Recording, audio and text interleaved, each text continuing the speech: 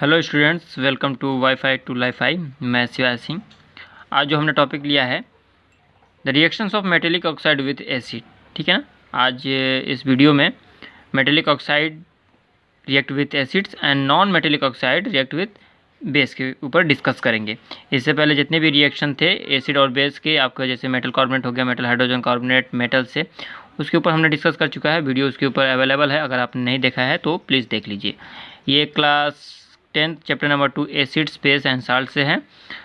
तो पहले आते हैं कि reactions of acid with metallic oxide. ठीक है ना। मेटेलिक ऑक्साइड से हम एसिड से रिएक्ट कराते हैं। तो मैंने यहाँ पे एक जनरल फार्मूला लिखा हुआ है, metallic oxide plus acid gives salt plus water. यदि रिएक्टेंट के फॉर्म में हम मेटेलिक ऑक्साइड और एसिड लें तो हमको क्या मिलेगा? Product salt plus water. ये हमारा क्या हो गया? एक जनरल फॉर्म हो गया।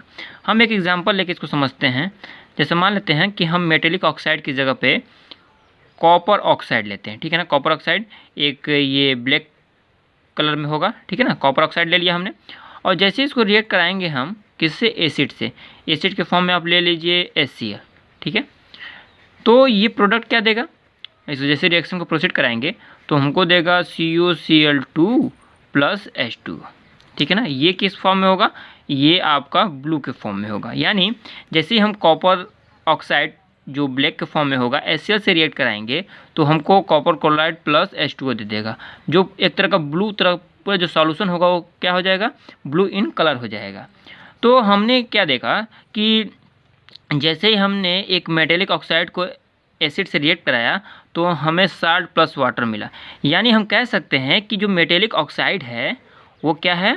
बेसिक इन नेचर है। Basic in nature. हम बेसिक इन नेचर क्यों कह सकते हैं? क्योंकि हमने पहले ही स्टडी कर चुके हैं।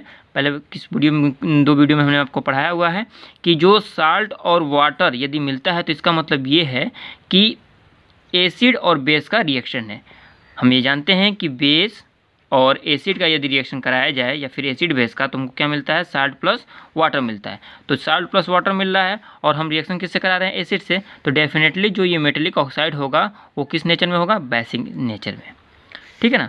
तो अब आगे चलते हैं। उससे पहले मैं आपसे प्लीज़, यदि आप इस वीडियो को मेरे यूट्यूब चैनल पर देख रहे हैं तो चैनल को सब्सक्राइब कर लीजिए और वीडियो को भी लाइक कर दीजिए, और यदि फेसबुक पेज पर देख रहे हैं तो पेज को भी लाइक कर दीजिए। आगे है reactions of non metallic oxide with base. अब देखते हैं कि नॉन मेटेलिक ऑक्साइड यदि बेस से रिएक्ट कराते हैं तो हमको क्या मिलता है। तो हम पहले ये समझ लेते हैं कि इसका जनरल फॉर्म क्या होगा। तो जनरल फॉर्म ये कहता है कि यदि नॉन मेटेलिक ऑक्साइड को बेस से के साथ रिएक्ट कराया जाए तो हमको साल्ट प्लस वाटर मिलेगा। ठीक है ना। Salt plus water. तो नॉन मेटेलिक ऑक्साइड की जगह पर हम एक अच्छा एग्जाम्पल ले लेते हैं। मान लेते हैं हम कि कार्बन डाइऑक्साइड। ठीक है ना। नॉन मेटेलिक ऑक्साइड है कार्बन डाइऑक्साइड, जो किस फॉर्म में है? गैस के फॉर्म में होगा।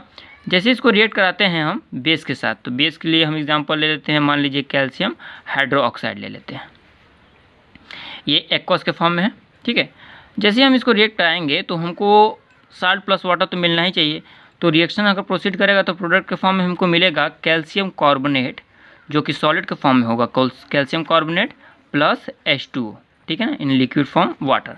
तो हमने क्या देखा कि एक नॉन मेटेलिक ऑक्साइड जैसे हमने बेस के साथ रिएक्ट कराया तो हमको साल्ट प्लस वाटर देखने को मिला, और एग्जांपल के फॉर्म में हमने carbon dioxide non metallic oxide की जगह पर ले लिया और बेस की जगह पर कैल्शियम हाइड्रोक्साइड ले लिया।